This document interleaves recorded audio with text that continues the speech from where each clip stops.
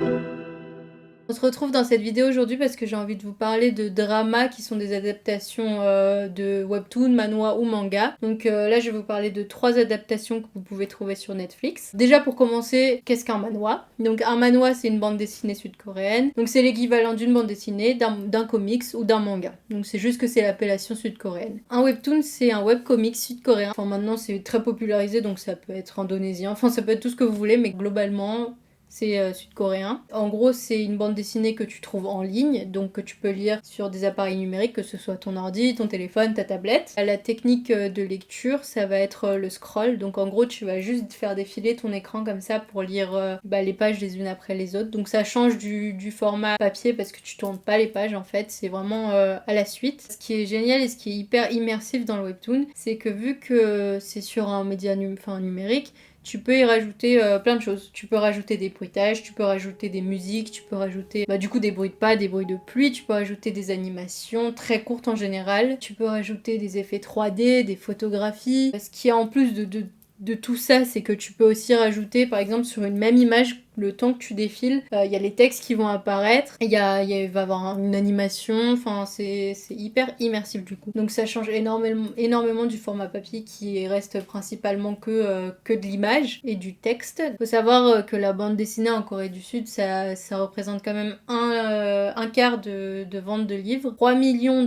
d'utilisateurs sud-coréens payent pour pouvoir lire des webtoons en ligne et 10 millions d'utilisateurs sud-coréens lisent juste des webtoons complètement gratuits en ligne. Donc ce qui est bien, c'est que les webtoons, justement, tu peux en trouver beaucoup, des gratuits. T'as des applications pour ça, t'as des sites internet pour ça, donc je vous mets tout en barre d'infos. Tu peux vraiment tout le temps lire. Par exemple, sur l'application Webtoon, tu prends le webtoon que tu veux et puis tu peux le télécharger, donc un jour, comme ça, si t'es, je sais pas, dans un endroit où t'as pas de réseau, bah tu peux lire quand même ton webtoon sur ton téléphone. Et c'est hyper répandu, c'est hyper popularisé en Corée du Sud. Pour vous montrer un peu tout ce dont je viens de vous parler, j'ai choisi un webtoon que vous pouvez trouver sur l'application Webtoon. C'est un webtoon de genre horrifique, donc, qui s'appelle Histoire de cauchemar 2020. Je vais vous montrer un peu comment ça se passe et puis à vous de voir si vous voulez continuer à lire ou non. J'ai aussi vu qu'il y avait un webtoon qui s'appelait Unknown Caller, je sais plus comment il s'appelle, qui était en réalité augmentée. Donc en gros c'est avec ton téléphone, tu l'as sur l'application et il me semble que tu peux trouver le monstre ou je sais pas trop quoi dans ta chambre. Le problème c'est que j'ai pas pu trouver le webtoon en France, enfin sur l'application française en tout cas. Donc je vous invite à aller chercher si vous voulez. Sinon vous avez des vidéos sur YouTube que je vous mets en barre d'infos si vous voulez voir ce que ça donne. Bref, du coup toute cette intro, toutes ces définitions, c'était juste pour vous expliquer à peu près ce que c'était. Du coup maintenant je vais vous parler des adaptations Netflix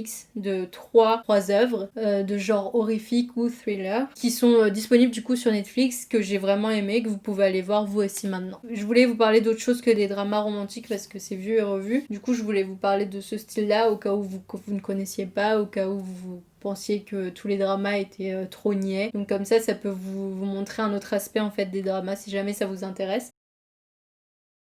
Donc pour la première adaptation Netflix dont je voulais vous parler, je vais vous parler de Sweet Home, qui est une adaptation d'un webtoon du même nom, écrit par Kim Carnby et Hwang Young-chan. Déjà pour les petites différences entre le drama et le webtoon, c'est juste que ça commence pas exactement de la même façon. Globalement, c'est quand même la même histoire. Je vais vous lire le synopsis et puis on va en parler après. Donc Cha Hyun-soo est solitaire et suicidaire depuis la mort de sa famille dans un accident. Il déménage dans le nouvel appartement d'une résidence plutôt tranquille. Très vite, il remarque que d'étranges situations se produisent dans son immeuble. Les voisins se transmuent en monstres, comme d'autres résidents et des citadins. Il va tenter de survivre. Déjà, c'est la série sud-coréenne la plus chère de tous les temps. Donc ils ont vraiment tout donné pour la faire. Vous avez des scènes d'action qui sont vraiment pas mal. Vous avez une bande son qui est sympa. Bon, il y a une musique qui revient souvent, mais elle est vous allez aimer. Il y a même BY du coup qui fait une des musiques importantes de ce drama. Donc pour vous redire un peu, pour vous parler un peu de l'histoire, en gros c'est un jeune homme qui vient de perdre sa famille dans un accident et qui en gros va emménager dans une résidence. Et ce qui est vraiment sympa dans ce drama, c'est que le personnage principal c'est quand même un anti-héros dans le sens où c'est un hikikomori qui voulait se suicider, qui se mutilait. Et puis là petit à petit tu te rends compte de son évolution et tu vois qu'il veut quand même, qu'il veut vraiment survivre et qui va tout faire pour survivre à ces monstres. Les personnages sont hyper intéressants, donc déjà le perso principal est hyper intéressant, mais aussi tous ceux qui sont autour. Ils sont très typés bande dessinée, enfin vraiment, t'as des caractères très spécifiques aux personnages et tu te reconnais soit facilement dans un des personnages ou alors t'en as forcément un que tu préfères très rapidement. Après au niveau des monstres, pareil, ils sont très différents. En plus, ce qui est marrant, on va dire, c'est que c'est quand même un huis clos, donc c'est des gens qui sont enfermés dans un immeuble. Ils sont confinés pour survivre.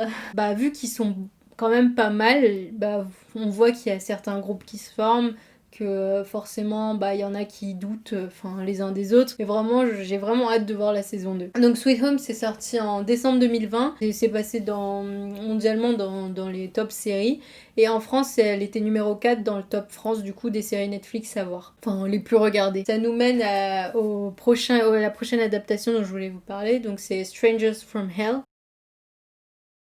Donc cette fois-ci, c'est une adaptation d'un webtoon indonésien et qui a été écrit par Kim Yong-ki. Le webtoon porte le même nom que le drama. Pour le coup, ce drama-là, lui, il a été diffusé en France à partir de mai 2020. Cette fois-ci, c'est plus un genre thriller, donc c'est un peu horreur thriller. Vous allez être vraiment dans la tête du personnage, c'est encore une fois hyper immersif. Donc le jeune homme Yoon Jong-woo arrive à Séoul après avoir décroché un stage dans une entreprise. Tout en cherchant un endroit où séjourner, il tombe sur la résidence Eden. Le seul dortoir qui se trouve aide dans son budget. Malgré la vétusté du studio, il décide tout de même d'emménager provisoirement le temps de mettre de l'argent de côté. Bien qu'il ne soit pas ravi de la qualité du lieu et de la présence des étranges résidents, dont son voisin So Moon-ju, il décide de prendre sur lui jusqu'à ce qu'il économise suffisamment d'argent pour déménager dans un endroit plus décent. Cependant, les choses vont complètement basculer lorsque des événements mystérieux vont se produire et que des résidents vont commencer à disparaître. Malgré l'angoisse pesante qui plane sur le dortoir, le jeune Yoon Jong-woo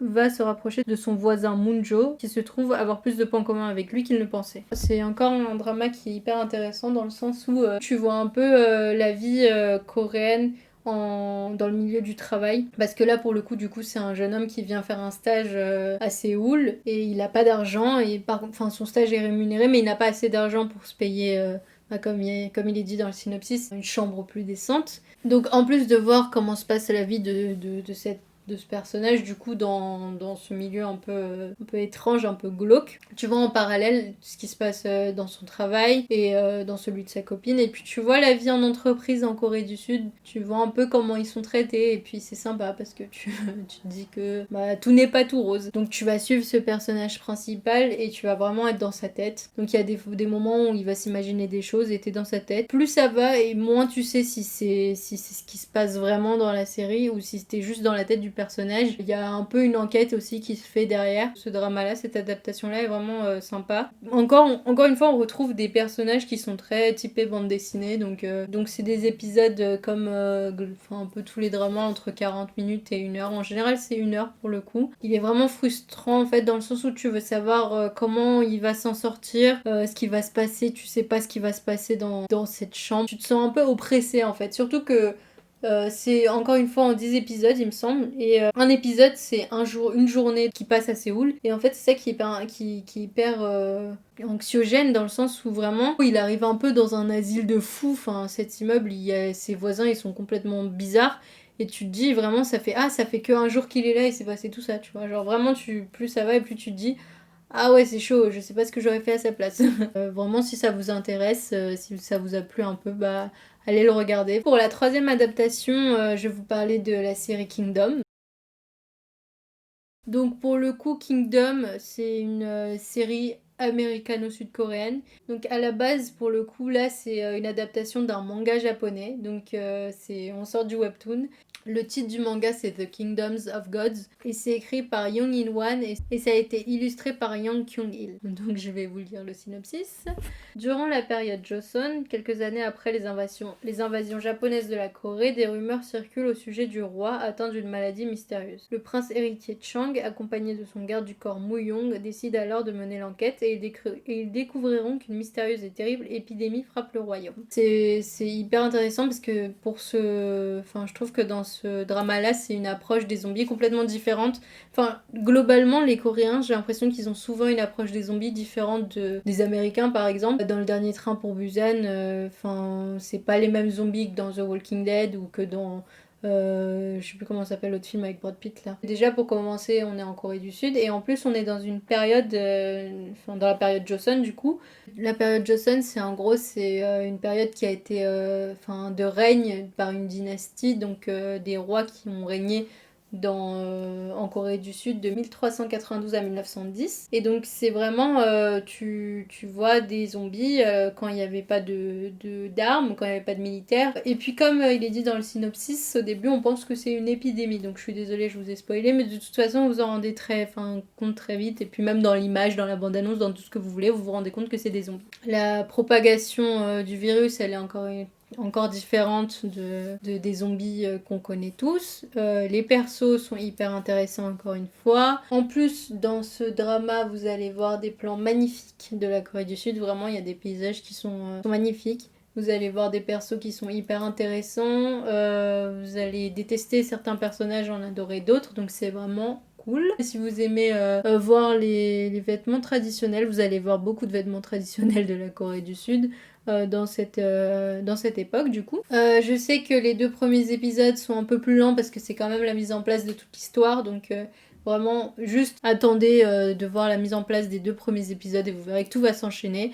Donc cette série, elle est sortie en 2019 sur Netflix. Vous avez 2 saisons, donc ça se regarde hyper facilement. Je vous conseille quand même de les regarder à la suite parce que du coup moi je l'ai vu. On a vu la première saison puis on a attendu du coup l'année d'après pour que la deuxième sorte. Mais entre les deux on avait tout oublié. On savait plus qui était le gentil, qui était le méchant. On savait plus trop comment ça se passait. Ouais, je vous conseille de vraiment voir la saison 2 directement après la saison 1 parce que vous allez beaucoup mieux comprendre, vous allez être beaucoup plus immergé dans l'histoire et franchement c'est une bonne histoire à suivre et c'est pas juste une histoire de zombies. C'est encore une fois une série à regarder sur Netflix si jamais vous cherchez des séries horreur. J'espère que j'ai rien oublié, j'espère que cette petite vidéo vous aura plu. Ça faisait longtemps qu'on s'était pas vu mais du coup j'avais pas trop d'idées et je préfère vraiment faire des choses qui m'inspirent et dont j'ai envie de vous parler, parce que ça sert à rien de faire des vidéos comme ça pour faire des vidéos. Donc j'espère que ça vous aura plu de me revoir, et puis on se retrouve pour une prochaine vidéo. N'oublie pas de liker, t'abonner, activer la cloche et partager.